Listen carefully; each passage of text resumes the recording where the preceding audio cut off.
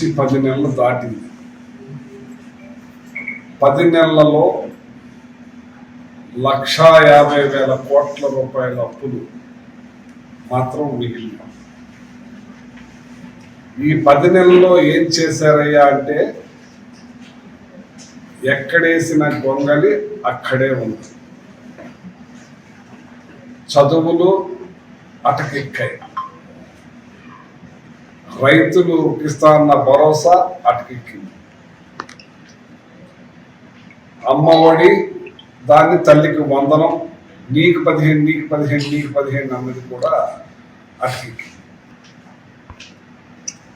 ఇవాళ ఈ డబ్బు ఏం చేస్తున్నారో తెలియదు, కానీ రాష్ట్రాన్ని నిట్ట నిలువునా ముంచేస్తున్నారు. చంద్రబాబు నాయుడు గారు సంపద సృష్టిస్తాను, నేను ముసలమ్మ నొక్కుంది బటను ముసలమ్మ నొక్కుంది, జగన్ నొక్కేది, నేను చూడండి అన్నాడు. ఈ తెలుగుదేశం నాయకులు కార్యకర్తలు అందరూ కూడా పచ్చి అబద్ధాలని ఊహించాడు ఆయన.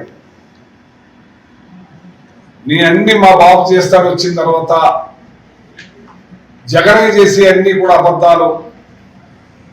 ల్యాండ్ టైటిలింగ్ యాక్ట్ని ఇంకా ల్యాండ్లన్నీ కూడా తాకట్టు పెట్టేస్తాడు. ఇవాళ తాకట్టు కన్నా దారుణంగా రాష్ట్రాన్ని పెట్టేస్తున్నాడు తాకట్టు. ఈ చంద్రబాబు నాయుడు గారు మన తలలన్నింటినీ కూడా తాకట్టు పెడుతున్నాడు. ఎంత దారుణంగా అంటే సంపద సృష్టిస్తానంటే ఇది ఏ రకంగా సృష్టిస్తాడో అనుకున్నాం, కానీ మద్యాన్ని ఏరులై పారిస్తూ దారుణంగా అమ్ముతున్నారు. భూము అని రకరకాలుగా జగన్మోహన్ రెడ్డి గారిని హేళన చేసిన ఈ తెలుగుదేశం, ఈ చంద్రబాబు నాయుడు గారు, వీళ్ళందరూ కూటమి నాయకులు ఇవాళ దారుణమైన కల్తీ మందు అమ్ముతున్నారు. ఎవరు చూసినా లివర్ కంప్లైంట్ ఆసుపత్రి పాలైపోయే పరిస్థితి వచ్చింది. సాక్షాత్తు మీ ఎమ్మెల్యే, మీ కొలుకుపూడి బడి ముందు, గుడి ముందు, స్కూల్స్ ముందు అన్నిటి చోట్ల షాపులు పెట్టి యథేచ్ఛగా అమ్ముతున్నారు. ఇది తప్పు. గత జగన్మోహన్ రెడ్డి గారి ప్రభుత్వంలో ఒక పద్ధతిగా మందమ్మే పరిస్థితి ఉండేది. ఇది దారుణంగా చేస్తున్నారు. 10 నెలలు దాటినా జగన్మోహన్ రెడ్డి గారిని తిడతాం కాదు, మనం ప్రజలకు ఏం చేస్తున్నాం అనే దాని మీద ఆలోచన ఉండాలి అని మీ ఎమ్మెల్యే, మీ కొలుకుపూడి డైరెక్ట్ మాట్లాడారంటే మీ ఎమ్మెల్యేలు అందరి మనసులోనూ ఉంది. తప్పు చేస్తున్నది మీరే కదా, దుర్మార్గం చేస్తున్నది మీరే కదా, దురాచకాలు చేస్తున్నది మీరే కదా, దోపిడీ చేస్తున్నది మీరే కదా.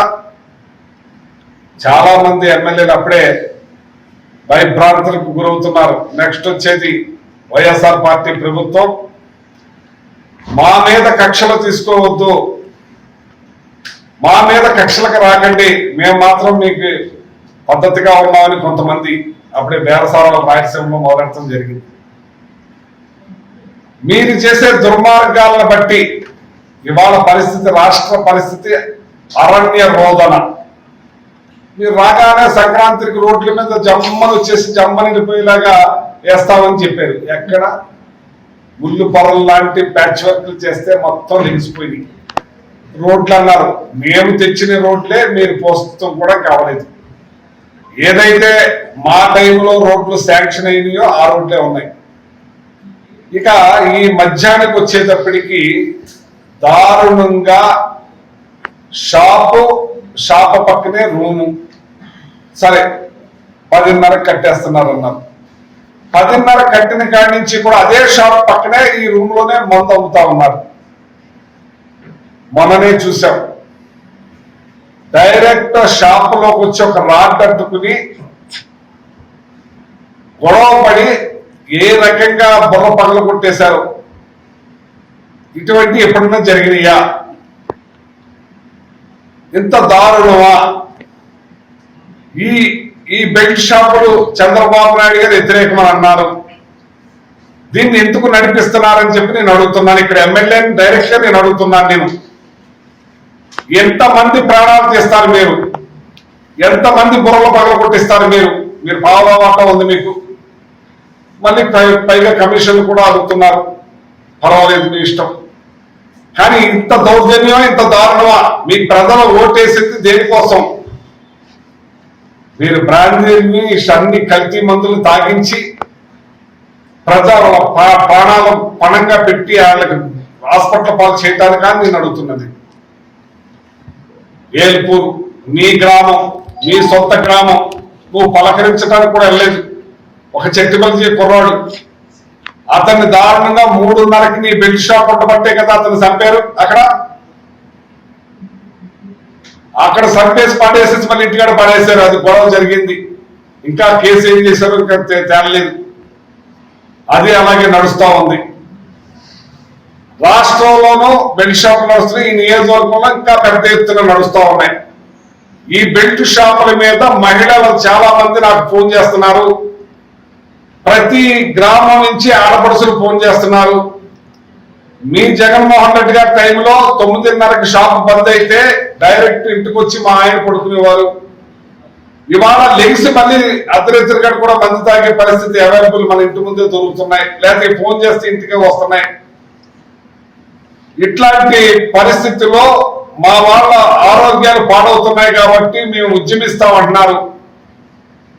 తణుకు నియోజకవర్గంలో ప్రతి గ్రామం మహిళలతో కలిపి ఈ బెల్ట్ షాప్ లో భర్తం పడతామని చెప్పి సందర్భంగా తెలియజేస్తా ఉన్నాం. సిఏ గారికి కానీ ఎక్సైజ్ ఎస్ఐ గారికి కానీ డైరెక్ట్ మేము ఆ బెల్ట్ షాప్ దగ్గర నుంచి మీకు ఫోన్ చేస్తాం.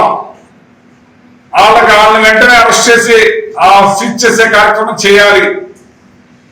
ఒక 20 రోజులు టైం ఇస్తున్నాం. 20 రోజుల తర్వాత మేము ఉద్యమిస్తామని చెప్పి సందర్భంగా నన్ను మహిళలే అడుగుతున్నాను. మీరు రండి, మాకు నిలబడండి, మా ప్రాణాలను కాపాడండి, మా భర్తలను కాపాడండి అని అడుగుతున్నారు. ఇటువంటి పరిస్థితుల్లో మీ ఎమ్మెల్యే కులుకుపూడే డైరెక్ట్ చెప్పేది దారుణం అని. అంచేత ఇది రాష్ట్ర వ్యాప్తంగా ఈ బెల్ట్ షాప్ ఉద్యమం నడుస్తుందని చెప్పి సందర్భం తెలియజేస్తూ మా తణుకు నియోజకవర్గంలోనే బెల్ట్ షాపుల మీద మాట్లాడుతున్నాం. మరి ఎమ్మెల్యే వెంటనే ఈ బెల్ట్ షాపుల్ని మోయించాలి. ఎక్కడైతే షాప్ ఉందో ఆ షాప్ కానుకున్న రూమ్ ని మోయించాలని చెప్పి సందర్భం తెలియజేస్తుంది. మళ్ళీ చంద్రబాబు నాయుడు గారు మళ్ళీ బార్లకి రేట్లు తగ్గించి మళ్ళీ పర్మిషన్ ఇచ్చే కార్యక్రమం చేస్తున్నారు. ఇవాళ జగన్మోహన్ రెడ్డి గారి టైంలో ఏదైతే ఇన్కమ్ వచ్చిందో దానికన్నా 15% పెరిగి ఇప్పుడు ఇన్కమ్ సంపాదించే కార్యక్రమంలో పడ్డారంటే ఈ రాష్ట్ర ప్రభుత్వం పేదల రక్త మాంసాలని పిండి సంపద సృష్టిస్తున్నారా అని నేను అడుగుతున్నాను. నేను ఇవాళ మీరు సంబరాలు ప్రతి ఫస్ట్ తారీఖు వచ్చేటప్పటికి పెన్షన్ ఒకటి మీకు సంబరం. జగన్మోహన్ రెడ్డి గారు ప్రతిదీ క్యాలెండర్ ప్రకారం పెట్టి ప్రతిదీ బటన్ నొక్కుతా అకౌంట్ లో పడేది. రాష్ట్రం అంతా కూడా జిఎస్టి పుష్కలంగా పెరిగి భారతదేశంలోనే జిఎస్టి కొనుగోలు శక్తి ఆంధ్ర రాష్ట్రం నెంబర్ 1 లో ఉండేది. ప్రతి మీటింగ్ లో నేను చెప్పేవాడిని. ఇవాళ అట్టడికి వెళ్ళిపోయింది. భారతదేశంలో చదువుల్లో ఆంధ్ర రాష్ట్రం నెంబర్ 1 లో ఉండేది. ఇవాళ అదే అట్టడికి వెళ్ళిపోయింది. ఇవాళ ఆరోగ్యశ్రీ పరిస్థితి అటకెక్కే కార్యక్రమానికి వచ్చింది. మీరు ఎన్టీఆర్ ఆరోగ్యశ్రీ పెట్టారు, అది కూడా అటకెక్కే కార్యక్రమానికి వచ్చింది. ఇప్పుడు అరాకొర చేస్తున్నారు, అరాకొర కూడా అటకెక్కిచ్చే కార్యక్రమం చేస్తున్నారు. ఏంటి మీరు చేసేది? ఈ ప్రజలను నైవంచన చేసి వీళ్ళందరినీ ముచ్చేయడమేనా మీ పని అని అడుగుతున్నాను నేను. ఇంత దారుణమా నేను అడుగుతున్నాను నేను. ఎంత దారుణంగా ఒక పక్క అప్పులు దోపిడీ, ఓ పక్క కిలోమీటర్కి 23 కోట్లు అన్నది 53 కోట్లు అంట. ఏంటిది అసలు? ఎవరు సొమ్ము అనుకుంటున్నారు? ప్రజల సొమ్ము అనుకుంటున్నారు? ఏం సొమ్ము అనుకుంటున్నారు? మీ ఇష్టానుసారంగా దోసేస్తున్నారు. ఇవాళ రాష్ట్రానికి ఇసుక మీద ఇన్కమ్ తెచ్చారా మీరు? ఒక్క రూపాయి ఇన్కమ్ ఉందా? మీరు, మీ కార్యకర్తలు, మీ ఎమ్మెల్యేలు అందరూ కూడా దోపిడీ దోపిడీ దోపిడీ దోసేయటమే. ఇక్కడ మట్టి ఇష్టానుసారంగా దోసేస్తున్నారు. దొయ్యనిది ఇంక లేదేమిది. ఇళ్ల మీద పడుకోవడం దోసుకునే పరిస్థితికి వస్తున్నారు మీరు. ఇంకా ఇవాళ ఈ ఉభయ గోదావరి జిల్లాలో ప్రశాంతతకి మారిపోయారు ఉభయ గోదావరి జిల్లా. కానీ మాకు 14 మంది ఎంపీటీసీలు ఉంటే మీకు 4 ఉంటే మా వాడు ఒకటి వస్తే 5 వస్తే దాని విషయంలో ఇళ్ల మీదకి జనాన్ని పంపించే సంస్కృతిని తీసుకొచ్చారు. చూసారా, ఇది ఎంత దారుణం. అది రేపంటే శాశ్వతంగా మీకే అనుకుంటున్నారా? ఇది రాచరికం అనుకుంటున్నారా? ఇది ప్రజా పరిపాలన. ప్రజల ఆగ్రహానికి గురయ్యారు. ఇప్పటికే రాబోయే రోజుల్లో మేము అధికారంలోకి వచ్చినప్పుడు ఇటువంటి సంస్కృతిని ప్రోత్సహించేమనే కదా మీరు మాకు నేర్పుతున్నారు కదా. మీరు ఆగగలరా? తట్టుకోగలరా అని అడుగుతున్నాను నేను. మేము అధికారంలో 2 సార్లు ఇక్కడ ఎమ్మెల్యే చేశాను నేను.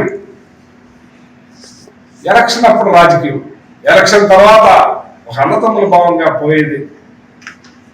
ఈ నియోజకవర్గం అభివృద్ధి కోసం పాటుపడాలి. ఏదైనా సహకరించేది ఉంటే సహకరించాలి. ఏ పార్టీ వాడు వచ్చినా పనిచేశాను నేను. పార్టీలకు అతీతంగా మా నాయకుడు కూడా చేశాడు. పార్టీలు చూడొద్దు, ప్రాంతాలు చూడొద్దు, కులాలు చూడొద్దు, మతాలు చూడొద్దు. చిన్న వయసులో తొలిసారిగా ముఖ్యమంత్రి అయిన జగన్మోహన్ రెడ్డి గారు అలా చేస్తే ఈ చంద్రబాబు నాయుడు 45 సంవత్సరాల ఇండస్ట్రీ మా వాళ్ళకే చెయ్యండి, మా వాళ్ళే చూసుకోండి. ఏం చంద్రబాబు నాయుడు గారు మీదేనా పెద్దరికం? జగన్మోహన్ రెడ్డి గారిని చూసి నేర్చుకోను. నేను ఇంకా అయిపోయింది, నువ్వు నేర్చుకోలేవు. నీ బుద్ధేం కథ.